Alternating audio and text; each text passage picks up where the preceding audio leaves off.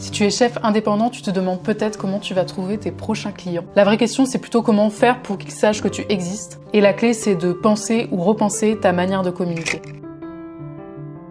Hello à tous et à toutes, je suis Camille de La Cuisine, je suis chef indépendante depuis 2020 et sur cette chaîne je te partage mes apprentissages et tout ce que j'ai appris sur le métier et comment notamment communiquer, ce qui sera le sujet du jour. En fait, chaque année, je revois ma stratégie de communication pour mon activité de chef privé en fait afin de m'assurer que je suis toujours alignée, que ce que je crée en fait en termes d'image, de texte ou de message correspond à ma vision de mon métier et de ce que j'ai envie de partager. Je vous propose donc aujourd'hui, vous l'avez vu au titre, de vous embarquer dans mon processus annuel, dans mon auto-réunion, j'aime bien appeler ça comme ça, pour clarifier ou faire évoluer ma communication. Il s'agit surtout de questionnements auxquels j'essaie d'apporter des réponses, donc c'est un moment un peu introspectif, préparez-vous. Quand je parle de stratégie de communication, je ne parle pas uniquement de stratégie de contenu, autrement dit publier sur Instagram, même si c'est ce que j'utilise en partie dans mon cas, ou sur une autre plateforme comme le podcast. Mais il n'y a pas que ça qui existe, je me répète, mais c'est très important de le comprendre en fait, qu'il y a plein de manières de communiquer qui ne relèvent pas uniquement de la publication de contenu sur un réseau social. Mais ce que je vais vous présenter là, c'est ma stratégie de communication qui repose donc sur mon compte Instagram, la fidélisation, donc retravailler avec des clients que j'avais déjà eu, et mon site internet, donc par rapport au SEO, les gens qui tapent notamment des mots-clés sur Google ou même ChatGPT maintenant. Donc j'ai vraiment ce trio qui fonctionne ensemble de manière à part à peu près égale. Mais avant de me poser en fait la question de quoi raconter ou publier sur mon activité, et c'est aussi le cas pour vous, il faut vraiment remettre la communication à sa place, c'est-à-dire comme un outil du marketing. Donc le marketing, en fait, c'est la première chose à laquelle on doit penser parce qu'il s'agit en fait de réfléchir à la base, c'est-à-dire à quel service vous proposez, comment vous travaillez, donc c'est-à-dire les méthodes ou fonctionnements particuliers que vous pourriez avoir et surtout à qui vous les vendez, à qui vous vendez ces services et vos prestations. C'est comme ça que je réfléchis à ma proposition de valeur chaque année qui va me différencier des autres chefs, en tout cas j'espère, pour devenir mémorable dans les moments où des clients pourraient avoir besoin de mes services. J'avais fait toute une vidéo sur le sujet, vous pouvez aller voir juste ici. Cette différenciation du reste de mon secteur, de mes concurrents en fait, elle est hyper importante à clarifier et surtout en fait à mettre en valeur par la suite. Bien sûr, cette différenciation doit être pensée de manière sincère, on cherche pas à se démarquer pour rien ou juste pour choquer parce que de toute façon ça va se voir à un moment donné si par exemple vous promouvez du zéro déchet qu'au final on se retrouve avec des poubelles et que votre client voit que vous avez des poubelles remplies de détritus etc. qui auraient pu être évité en l'occurrence, vous allez à l'encontre au final de votre communication et je peux vous dire que ça n'a pas forcément bonne presse. En tout cas, on peut choisir de se différencier à un ou plusieurs niveaux. En tout cas, c'est comme ça que je réfléchis et que je vous propose de réfléchir sur le plan de la personnalité. Qu'est-ce qu'on met en avant, ses centres d'intérêt ou pas? Est-ce qu'on se montre aussi dans ses supports de communication? Donc, est-ce qu'on montre vraiment son visage? Est-ce qu'on incarne la marque? Ces méthodes, on peut se différencier en fait avec ces méthodes ou façons de faire. Donc, le style de cuisine, par exemple. Moi, par exemple, je fais de la cuisine végétarienne, végane, mais ça peut être aussi, vous êtes spécialisé dans les brunchs, vous êtes spécialisé dans les barbecues, cuisine orientale, peu importe. Et enfin, la différenciation, elle peut passer, même elle passe pour moi en fait par la cible de marché. Encore une fois, surtout au début, c'est hyper fort, en tout cas je pense, de cibler d'abord un marché, un client cible en fait, donc les personnes avec qui vous avez envie de travailler. Par exemple, ça peut être une entreprise responsable ou éco-responsable, enfin des entreprises éco-responsables. Les mariages, donc par exemple contacter des wedding planners, des retraites de yoga, ça peut être travailler dans le milieu de la mode. Au final, il y a deux grandes questions qui me hantent, c'est qu'est-ce qui peut donner envie à mes clients ou mes futurs clients de travailler avec moi, mais aussi quels sont les sujets que je suis à l'aise de partager, c'est-à-dire sur le plan personnel ou de vision, et je vais vous expliquer pourquoi je pense à ça aussi. Et j'insiste, quand je parlais de envie de travailler, j'insiste sur le mot envie, parce que j'en ai déjà parlé sur cette chaîne, mais notre communication en fait, en tant que chef privé, traiteur, etc., elle doit être avant tout désirable. Et c'est pour ça que la plupart des conseils d'entrepreneurs, de coachs, etc., qu'on peut retrouver en ligne, etc., s'appliquent assez mal à notre secteur d'activité. C'est ce que j'ai trouvé, en tout cas, après 5 ans à mon compte. Et personnellement,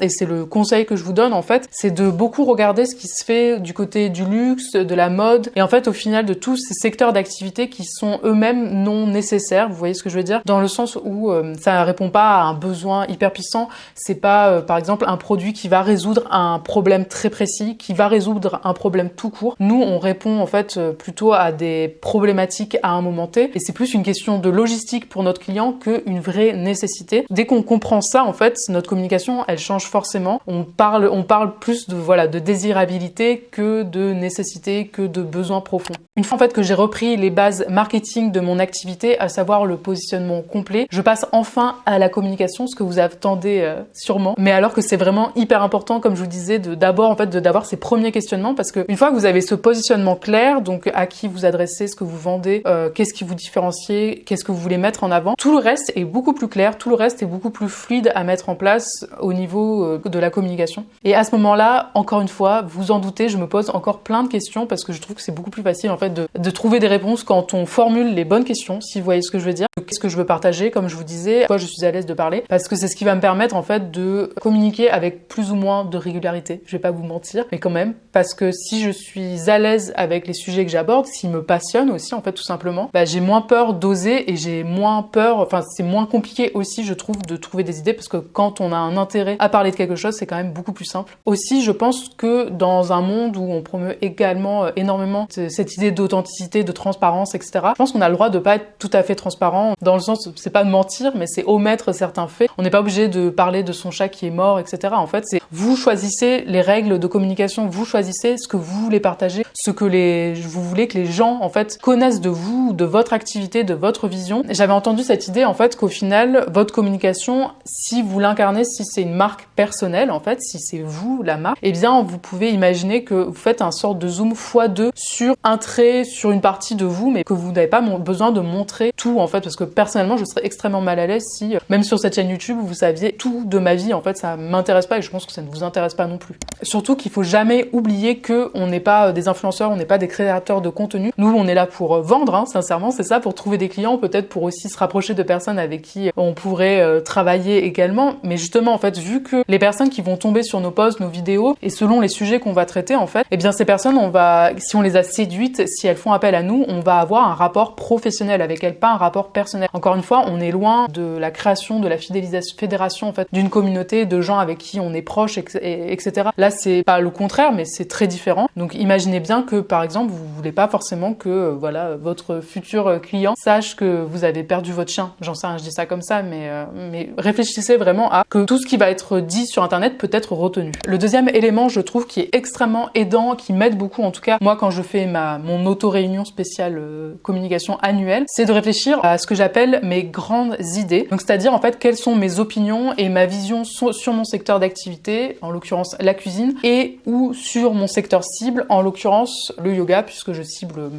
j'attire et je ciblais, en tout cas, surtout avant, beaucoup les retraites de yoga. Vous le savez peut-être, mon nom s'appelle La Yogizine, enfin mon nom est La Yogizine parce que c'est la contraction de yoga et cuisine. J'ai fait ça pour dire contraction. Les grandes idées, ça peut englober en fait ce que j'aime ou au contraire je dénonce toujours dans mon secteur ou sur un élément du monde, on va dire, sur une autre matière en tout cas. Ça peut être un peu plus clivant bien sûr, mais l'idée c'est d'avoir en fait un ennemi commun. En tout cas, ça peut être efficace d'utiliser cette technique, disons, d'avoir cette idée d'ennemi commun en fait pour de nouveau fédérer un petit peu les gens autour de votre cause, de vos services et de manière sincère bien sûr. Et une fois que vous avez ces grandes idées, en fait, elles peuvent ensuite venir jalonner vos contenus. Vous pouvez un peu les essaimer un petit peu partout. C'est comme ça que je fonctionne en tout cas. J'essaie de voir comment donner de nouvelles perspectives, de différents angles en fait à une même idée. Donc en fait mes grandes idées, je vais les répartir, je vais les écrire ligne par ligne. Et à partir de là en fait, qu'est-ce que je peux dire de différent autour des mêmes sujets? On a tendance un peu à se répéter de toute façon. Franchement, si vous regardez un compte Instagram de quelqu'un que vous aimez bien ou quoi, vous allez voir qu'il y a ces grandes idées qui se dégagent, ces opinions, etc. Et en fait en général c'est les mêmes choses, c'est un peu les opinions fortes qui au final créent cette cohérence de marque, créent cette cohérence dans la communication. Ce que j'ai réalisé dernièrement, c'est quand même que malgré tout, en fait, l'image reste très importante. Encore une fois, je me rapproche un peu de la communication de marque, de mode, de luxe, etc. Parce que pour un chef privé, au final, ce qui donne envie, ce qui est désirable, c'est une belle tablée, un beau plat, une belle assiette bien dressée, en fait. Et souvent, ça suffit pas entièrement. Encore une fois, je pense que avoir son positionnement fort, etc., ça aide. Mais je pense qu'on peut vraiment compter en bonne partie, en fait, sur cet univers visuel. Surtout si vous avez la possibilité d'avoir quelqu'un pour photographier vos plats. Mais bon, sincèrement, moi, je l'ai jamais fait même. Je fais tout à l'iPhone, de temps en temps avec un appareil photo, et ça fonctionne quand même. Mais en tout cas, rassurez-vous, montrez en fait des images de ce que vous faites, de ce que vous savez faire, en fait, ça reste hyper efficace. Tout en rappelant bien sûr aux gens de faire appel à vous pour une prestation et surtout en disant comment faire en fait. Est-ce qu'il faut vous envoyer un mail, est-ce qu'il faut vous envoyer un message sur Instagram avec le fameux donc appel à l'action dont vous avez peut-être déjà entendu parler. Et d'ailleurs en parlant d'appel à l'action, je voulais vous rappeler que tout ce que je partage en fait dans cette vidéo, c'est typiquement le genre de choses qu'on va approfondir dans le mentorat de groupe dédié aux chefs indépendants qui commence mi-novembre. Tu peux t'inscrire à la liste d'attente pour être tenu au courant et le lien se trouve dans la description. Ça, c'était mon appel à l'action. Ce qui m'amène ensuite à réfléchir en fait à la ligne éditoriale et aux piliers de contenu pour chaque plateforme et sur mon site internet. Dans mon cas, encore une fois, j'ai une stratégie de contenu dans ma communication. Si vous fonctionnez avec le bouche à oreille ou par le réseautage au local ou via la publicité, vous avez aussi tout à gagner à vous positionner sur le plan des idées, juste pour le gain de confiance en soi que ça peut vous amener et puis surtout pour l'impact en fait, parce qu'en fait on cherche à créer de l'impact en fait plus ou moins doux auprès des gens et auprès de nos prospects, donc nos futurs clients, les personnes qu'on cible. Cet impact donc il passe par les idées, les images et votre positionnement marketing, mais on va pas revenir dessus. Donc pour revenir sur la ligne éditoriale, c'est votre ligne directrice, c'est-à-dire qu'est-ce que vous racontez sur Instagram par exemple. Dans mon cas, ma dernière mise au point, ma dernière auto-réunion annuelle sur le sujet, je me suis dit que mon propos était de partager les histoires et les inspirations d'une cuisinière curieuse inspirée par le yoga. Donc souvent en fait je fais des phrases un peu comme ça, d'établir son propos, donc sa ligne éditoriale à la troisième personne, aussi bizarre que ça puisse avoir l'air, je trouve que ça aide énormément déjà de prendre du recul et de voir en fait si l'histoire qu'on va raconter en quelque sorte, parce que c'est un peu une histoire qu'on se raconte sur les réseaux sociaux, on se la raconte en fait, comment elle résonne quand on la lit, est-ce que je suis d'accord avec le fait que je suis une cuisinière, est-ce que je suis d'accord avec le fait que je suis curieuse, est-ce que je suis d'accord avec le fait d'inclure encore le yoga dans ma stratégie de communication. En fait, tout ça, vraiment posez-vous la question et faites-vous une espèce de phrase un peu type qui va vous suivre un petit peu partout et qui surtout qui va vous aider en fait à cadrer tout ce que vous allez raconter. Surtout remettre en fait au final l'histoire au cœur. J'ai écouté un podcast récemment en fait qui parlait de l'information versus l'histoire, le storytelling versus l'information en fait et à quel point de raconter, d'utiliser la narration pour expliquer, pour partager des informations en fait et pas juste partager des informations bêtement avec des bullet points, etc. De les structurer avec un axe narratif, avec une histoire, un début, un milieu, une fin. Ça aide énormément à la fois sur l'impact et à la fois aussi sur la cohérence, la cohésion et puis surtout pour que les gens retiennent en fait une information au final. À travers ce propos, à travers ce fil rouge en fait, c'est ce qui permet de créer une cohérence dans votre communication. Donc c'est-à-dire montrer des éléments qui sont reconnaissables en fait en un clin d'œil à peu près. On sait vous reconnaître, c'est quand même beaucoup plus facile pour créer cet impact dans le cerveau et ensuite de devenir la personne un peu référente pour votre futur client qui fera appel à vous au moment venu. Le piège bien sûr dans lequel je tombe très souvent, je dois dire, c'est de ne penser qu'à ce que nous on voudrait partager sans vraiment réfléchir si les gens seraient intéressés et surtout est-ce que ça sert son activité, c'est-à-dire vendre ses services. Ça a été un peu le point de focus, je dois vous dire en fait au final sur ma mise au point cette année et c'est d'ailleurs ce sur quoi je me suis recentrée donc pour ma part en fait dans ma stratégie de communication, donc sur le fait que je suis là pour vendre mes services, que ça soit sur Instagram, le podcast et là ici sur YouTube, mais là sur YouTube c'est plus le mentorat. Je vous vends pas mes services en cuisine, je pense que ça ne vous intéresse pas. Autre compte rendu sur ma communication, comme je le mentionnais, j'ai aussi un podcast et après beaucoup de prises de tête pour ce format, j'en suis venue à me dire en fait que la ligne éditoriale était sensiblement la même que sur Instagram. Au final, je veux vraiment partager des histoires et des anecdotes sur mes prestations. En fait, mon podcast est un format écouté surtout par des personnes qui me connaissent déjà en fait, soit des personnes qui ont mangé sur des retraites de yoga, des profs de yoga, etc. Donc je sais que je peux oser en fait aller vers du contenu un peu plus spécifique et personnel entre guillemets et pas forcément venir chercher à absolument donner plein de valeurs, etc. Parce que de toute façon, je me suis rendu compte que j'aime pas parler de la cuisine, ça a l'air un peu bizarre dit comme ça. Je suis en train de me replacer, désolée. Donc je vous disais que je me suis rendu compte en fait que j'aime pas forcément parler de la cuisine en fait. J'adore en faire, j'adore partager, j'adore transmettre ce que je sais à l'occasion des stages de cuisine, mais en parler vraiment de manière plus théorique, etc. Vraiment, ça me fatigue et comme je vous disais avant, c'est hyper important en fait d'être à l'aise et d'être intéressé tout simplement par ce dont on va parler assez souvent en fait. Et là, en l'occurrence, moi je suis plus intéressée par raconter des histoires, rire d'une anecdote, etc. qu'autre chose. Donc c'est exactement ce que je vais faire et qui aime, aimera. Et aussi, j'en ai pas beaucoup parlé, mais pour le podcast par exemple, j'ai choisi d'être sur une fréquence, une régularité plutôt bimensuelle. Donc pour rester sur un format de communication en fait fait pas trop chronophage pour moi en tout cas, parce qu'au final c'est pas mon canal d'acquisition client le plus puissant. Donc bon, on va pas rentrer trop dans la technique ici, mais c'est assez important en fait de savoir à quel rythme vous voulez publier, que ça soit un podcast, une chaîne YouTube, Instagram. Pour revenir sur les piliers de contenu, il s'agit donc, à partir de toutes les réponses qu'on a pu trouver dans ce cheminement introspectif que je vous propose, de dégager 3-4 piliers de contenu ou de format reconnaissable en fait. Je parle de format, donc la forme autant que de sujet de fond, parce que pour moi, dans notre activité, faut pas non plus trop se prendre la tête, comme je vous disais, parce qu'avec chaque publication, sur Instagram par exemple, parce que le rôle des images, donc l'identité visuelle, je pense, a un rôle fort. Ce rôle se suffit à lui-même, je pense, en partie. Chaque élément de communication n'a pas le même objectif aussi. L'idéal, je crois, c'est d'alterner images, vidéos, en fait, qui montrent votre travail pour séduire et vendre, et des sujets qui reprennent, en fait, vos grandes idées pour partager, encore une fois, votre vision et appuyer surtout votre différenciation. Dans mon cas, sur Instagram, je me suis noté 4 formats, donc les retours de prestations, donc c'est-à-dire montrer mon travail passé avec un objectif de vente, donc avec un appel à l'action vers mes services. Un deuxième format vidéo vlog en fait,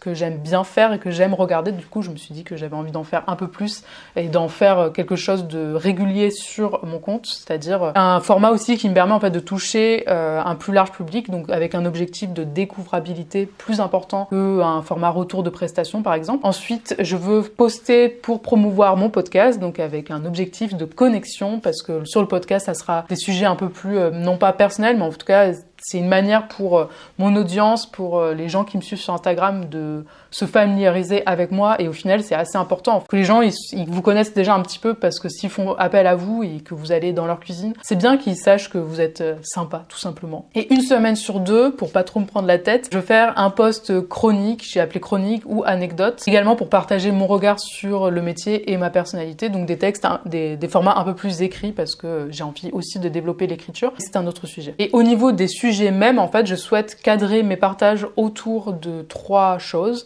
La cuisine, forcément, la culture, donc lecture, film, etc., ce que j'ai aimé, et le yoga et mouvement, donc la course à pied par exemple. En fait, parler d'autres sujets que mon secteur de prédilection est une manière d'incarner sa marque, mais aussi pour moi de montrer où est-ce que je puise mes inspirations de cuisinière. Et rappelez-vous que mon propos, c'est les histoires et les inspirations d'une cuisinière itinérante. S'il y a un aspect sur lequel je dois m'améliorer, je dois dire, et c'est pourtant quelque chose qui est assez important et que je vous invite vraiment à réfléchir bien, c'est de trouver en fait le rythme de publication qui vous convient. C'est vraiment ce sur quoi je veux vraiment travailler le plus, parce que je pense que c'est important aussi de vous dire où est-ce que ça pêche en fait, et où est-ce que ensemble on peut essayer d'aller, où est-ce qu'on essaie de se diriger, quels objectifs on a. J'ai fait le grand tour de l'actualisation de ma communication et de surtout comment je fais, en espérant que ça va vous aider aussi. Je vous rappelle qu'un mentorat de groupe pour les chefs indépendants spécialement basé sur la communication, le marketing, mais aussi bien sûr l'état d'esprit, la logistique, etc. ouvrira en mi-novembre. Ça sera le premier de son genre, je pense, en France.